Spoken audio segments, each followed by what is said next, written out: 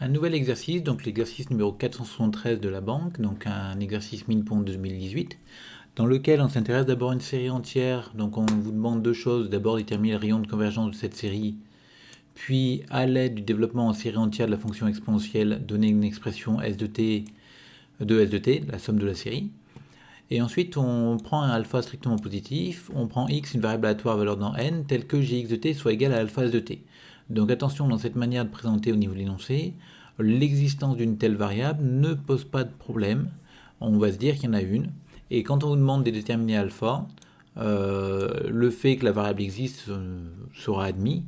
Et on va juste regarder quelle va être la valeur de alpha, étant donné que la variable existe. Donc notamment ici, on va pouvoir utiliser des propriétés de la fonction génératrice. Notamment, on sait que gx de 1 doit être égal à 1, donc ce qui va nous permettre de trouver la valeur de alpha.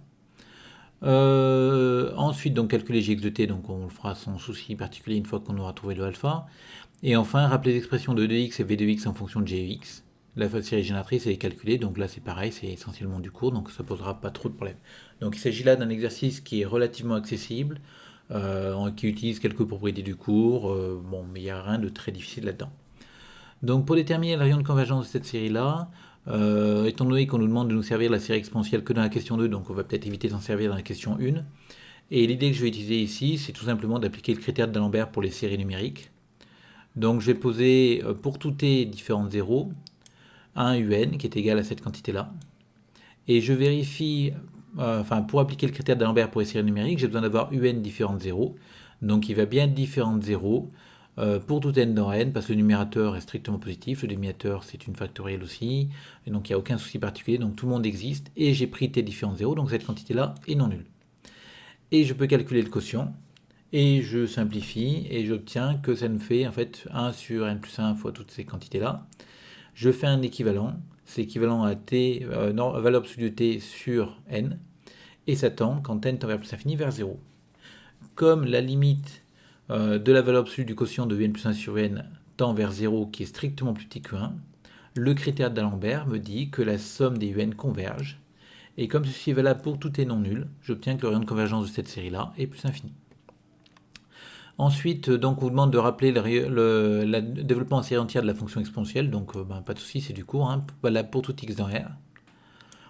Et ensuite, du coup, on vous demande d'en déduire la valeur de S de t. Donc maintenant, on sait que pour tout t dans R, cette série-là converge, donc on peut écrire que S de t est égal à ça.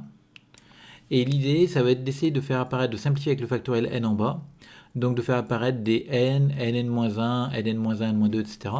Donc c'est pour ça que le n carré qu'il a, on le réécrit sous la forme nn-1 plus n, et avec le n qui était à côté, du coup, globalement, ça va faire plus 2n. Après, on va casser notre fraction en 3 morceaux et couper notre série en 3. Et on a le droit de faire ça parce que chacune de ces 3 séries qui apparaissent ici vont être convergentes. On va le voir un petit peu en dessous. Et ensuite, on va vouloir simplifier par n et par n-1 dans cette première série, par n dans la deuxième. Mais attention, je vous rappelle qu'on n'a pas le droit de simplifier par 0. Donc c'est pour ça qu'on va faire apparaître ici, on va sortir les premiers termes de la série. Donc on va sortir ici les termes pour n égale 0 et pour n égale 1. Donc vous remarquerez qu'on passe de n égale 0 à n égale 2. Et pour n égale 0 et pour n égale 1, ce qui est à l'intérieur de la somme vaut 0. Donc du coup je sors un 0. Pareil pour la deuxième série. J'avais n égale 0 ici. Comme je vais vouloir simplifier par n, je sors le terme n égale 0 devant. Et pour n égale 0, ça fait 0. Et la dernière, j'y touche pas. Et du coup, maintenant, je peux simplifier la première série par n et par n-1 qui sont non nuls. Donc j'obtiens 1 sur n-2 factoriel. Dans la deuxième, je simplifie par n, 1 sur n-1 factoriel. Puis je réindexe mes sommes. Donc là, j'ai gardé le même indice. Mais en gros, on peut poser j égale n-2, j égale n-1 à la deuxième. On obtient ces sommes-là. On sort le t carré, le 2t, et on fait apparaître comme ça une série exponentielle, ici, là et là. Donc ces 3 séries vont être convergentes. Vous remarquez que ça justifie a posteriori le fait que les séries ici sont convergentes. On aurait pu aussi le démontrer indépendamment en réappliquant le critère d'Alembert ou les trucs de ce genre-là, mais bon, c'était assez clair ici qu'elles allaient converger. Et donc finalement, on obtient que S de t est égal à t plus 1 au carré fois exponentielle t. Ensuite, donc, on vous demande de déterminer alpha. Donc comme je vous l'ai dit, on sait que gx de 1 est égal à 1. Et donc quand on calcule gx de 1, ça va nous faire alpha fois S de 1. Donc alpha fois 4 exponentielle 1. Donc ça doit faire 1, donc alpha c'est 1 sur 4e.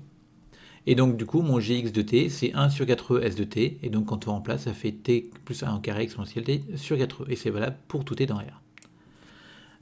Ensuite, on vous demande de dire rappeler les expressions de l'espérance de x et de la variance de x en fonction de gx.